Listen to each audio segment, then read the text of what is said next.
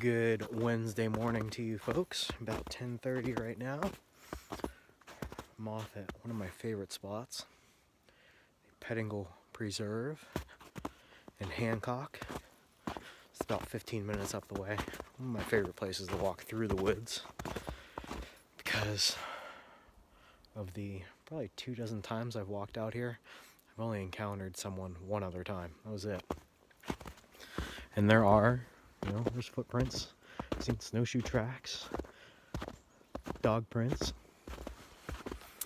But yeah, only one other time have I actually crossed paths with someone. Gotta stop and listen every once in a while and try to hear what's out there. See some little chickadees up in the trees. Last time I was here, saw tons of deer.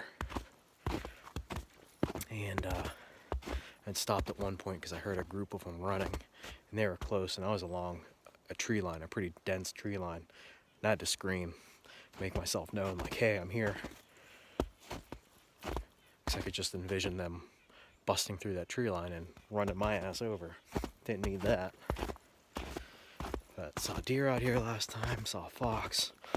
And then on my way back, there was something off. It was either, I think it was a coyote. Because I saw kind of the butt and gray hair. So it was either a gray fox or a coyote, which we have both around here, but it stalked me for a little bit, for a few minutes on the way back. Which I know both foxes and coyotes, they're curious and they tend to follow along with you and keep their eye on you, but it's a little bit eerie knowing like, hey, there's something out there that's got eyes on me, but I couldn't see it.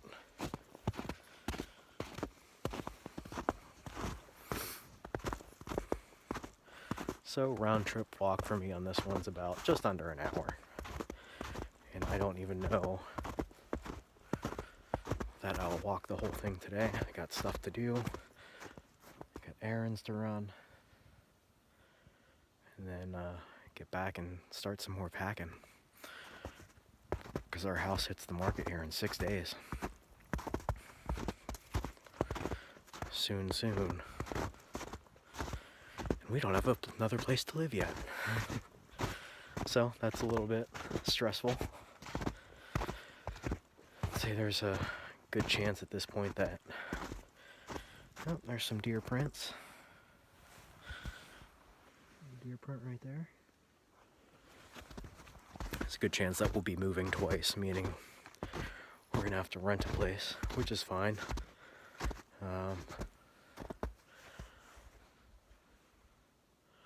I'd rather not rush into something and buy something that we're not going to be happy with later down the road. So if we have to rent and continue to take our time finding the right property, then that's what we're going to do. Man, we're getting a lot of snow melt. We've been above freezing for the past handful of days, and we're above freezing at this point until Monday. So a lot of this white stuff is going away. I imagine we'll actually be able to see our front yard. Front of our house is south facing. So banking on we might actually see our grass by this Saturday or Sunday. But it's definitely melting. We hit 53 degrees on Saturday. Unexpected. We were supposed to hit 43 degrees. We got up to 53 degrees. I was outside shoveling some snow. T-shirt and jeans. Felt like spring for sure, which spring's what, 25, 26 days? Right around the corner. I'll actually be starting my tomato seeds inside sometime, I'd say within the next week. By the first week of March.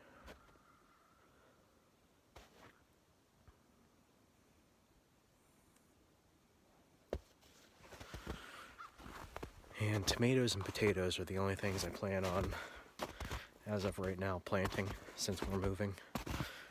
Do those in containers. But, you know, we'll see if we can find some place, even a rental, by April 1st, then that will allow me to do more container gardening, which is going to be strictly containers this year anyway. But that'll allow me to get more stuff planted. So I guess the sooner we find a place, the better.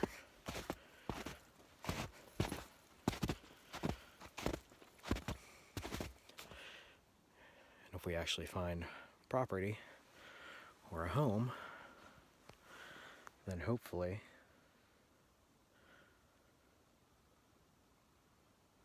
I'll be able to start getting the land ready in the fall for planting the following season.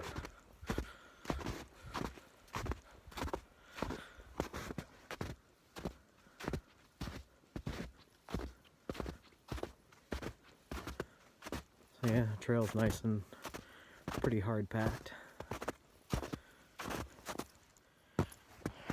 No snowshoes, just the boots. We went snowshoeing for the first time this year on Monday. We went Monday on the holiday, and it was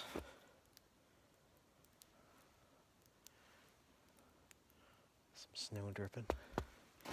It was very hard packed. Not really ideal for snowshoeing. In fact, when we got to where we were going, Kristen actually took her snowshoes off and walked back in just her boots. The trek itself was gorgeous. It was a beautiful day.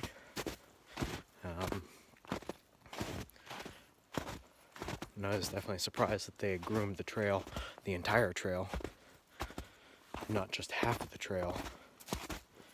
You know, keep half the trail groomed for, you know, the cross-country skiers and people who just want to walk, but keep half of the trail, you know, powder for people like us that want to snowshoe. But they didn't do that, so I was a little surprised by that.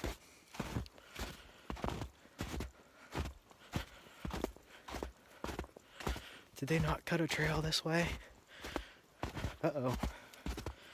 It might be turning around. Oh, no, they did.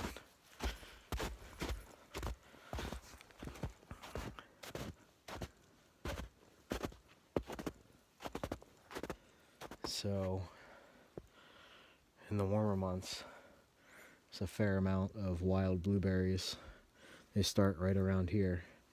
And then as I get down further, there's tons. And unfortunately, last year, someone beat me to it and picked them all. I was super excited when I came across it. It's like, oh man, there's, you know, hardly anyone who comes out here. My own little wild blueberry patch, but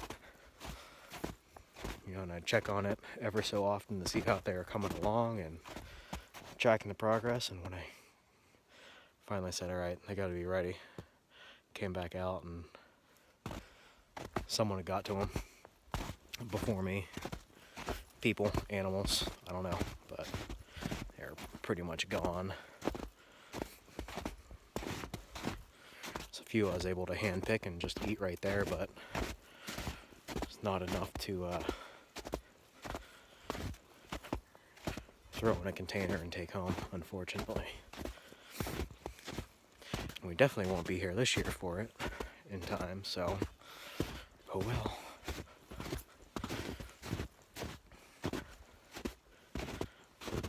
Alright guys,